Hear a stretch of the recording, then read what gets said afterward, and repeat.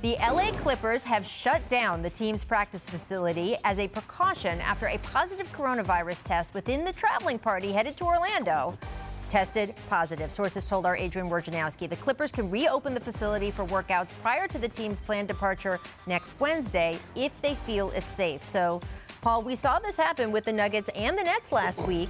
How concerning is it to you that another team has shut down its practice facility less than a month away from this restart?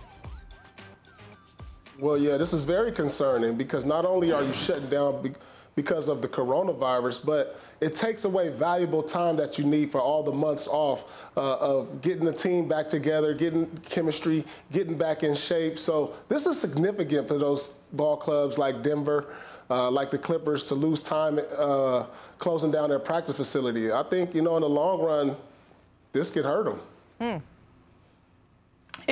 It's true, but I think it's better safe than sorry, right, guys? Because, when the pandemic actually started, I think Steve Ballmer and Lawrence Frank bought all their players who needed home gym equipment. So that preparation now will pay off once again. But from a basketball perspective, I hear you, Paul. It's hard to go without a gym during this time leading up to the restart of the season. But if we think about the Clippers specifically, they, from the start of the season, health was the #1 priority. Yeah. Being safe is going to be better so that they will be healthy going into the bubble. Yeah, I mean, Steve Ballmer, combined net worth of $50 billion. He could have bought each player their own arena. I'm just saying. I mean, dedication there, Steve. Anyway, as for the 8 teams not in the Orlando mix, sources told our Jackie McMullen, the NBA is in, quote, deep discussions on developing a second bubble that would allow those teams to play against each other. It would take place in Chicago, and the league is aiming for a September start. Now, Paul was not high on this idea earlier this week, so Chiney, I want to give you a chance to answer first before he comes in with, I know, his strong opinion. Oh, my goodness. When I first heard this, I wasn't loving it, but I'm trying to make myself love it, so I'm going to call it the bonus bubble. Now, with no summer league, I understand the need for teams to keep those touch points. So in theory, I think it makes sense, but in execution, I'm right there with Paul. It's not so easy. I sat through countless daily Zooms for months with the WNBPA that helped us construct one single protected, isolated site. And even now, my executive committee, group chat on WhatsApp is still popping. We're still working through things. So to go through that process again is not, and when you have the priority of making sure we don't put any more additional people at risk, I'm not loving it as much. I mean, like I said, think about this. If I'm a veteran and I've been chilling at home all this time, and you ask me to come to this bubble to play a lot of meaningless games, I'm gonna be like, man, y'all can have it. Maybe, but it may be a good thing for the younger players. You're trying to see who you're going to develop, who you're going to keep for next year. I mean, like you said, it's going to be like a glorified summer league situation down there. If you're Steph Curry, if you're Klay Thompson, Paul, if you're Draymond Green, what are you saying to this?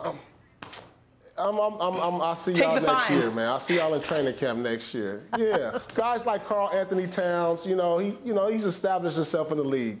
I'll see y'all next year. I'll come back in better shape next year, y'all. There you go. All right, when I get down to our first bubble, our Orlando bubble, Donovan Mitchell addressed the rift between him and Rudy Gobert during a conference call yesterday, and he admitted it was, quote, no secret that problems started with what people are calling Gobert's reckless behavior. I guess that's the best way to phrase it.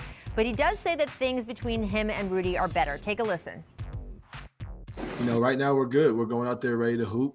And I think the biggest thing, that kind of sucked was that it took away from the guys on the team. Obviously, Rudy and I had COVID and whatever happened. But, now we're ready to hoop and focus on the team as a whole, because we're not really trying to keep taking attention away from what everybody's got going on. Obviously, we got Bojan out, so we have some guys that are really looking good and ready to step up. And that's what we're really excited about. Chiney, do you buy that Mitchell and Gobert can coexist here as teammates? Donovan's my guy, Team Adidas, and let me just say this. Donovan Mitchell has been hearing what everyone has been saying about the Utah Jazz, and he uses it, I think, as motivation. I know this personally. I've said some things, and he's called me up over it. I've been checked, and I love it. That's why I love our little relationship. But all he wants to do is win. He knows it will not be easy, especially without Bogdanovich, but that is where his real focus is. And also, I have the same osteopath physical therapist as Rudy Gobert. His name is Fabrice Gutierrez, and I know Rudy's focus when it comes to training because I do the exact same routine in my training, and it ain't easy. So these guys are focused on what really matters, and it's showing people that you should never count them out. I am not worried about them. I think basketball is probably the hardest thing considering who they're missing, but they're focused on winning and playing the game the right way. Yeah, absolutely right. It was an accident, and I think Donovan knows that. I don't think Rudy clearly gave him the COVID knowingly. You know, I mean, he was playing around in the situation, and they wind up having it. So this is easy fix. You know, these guys got a common goal. They work hard. They're still young, all-stars in this league. They're still building. Of course they can coexist. They need one another right now. And this is a tremendous opportunity for both of them in this situation. I do want to say, by the way, we've shown that video of Rudy Gobert. Everybody has. We don't know for sure, by the way, that behavior is what led to him or Donovan Mitchell getting sick. There's no real way to track how it came onto the Utah Jazz team. And I do commend Rudy for acknowledging he was reckless and for really afterward not only apologizing, but making a lot of effort to help the community there as all of Salt Lake City dealt with a COVID inundation like the rest of this country. So I do give him a lot of respect for that, and also to Donovan Mitchell for saying, hey, this is in the past. We're a team. We're going to go win. I appreciate that a lot. Thanks for watching ESPN on YouTube. For live streaming sports and premium content, subscribe to ESPN+.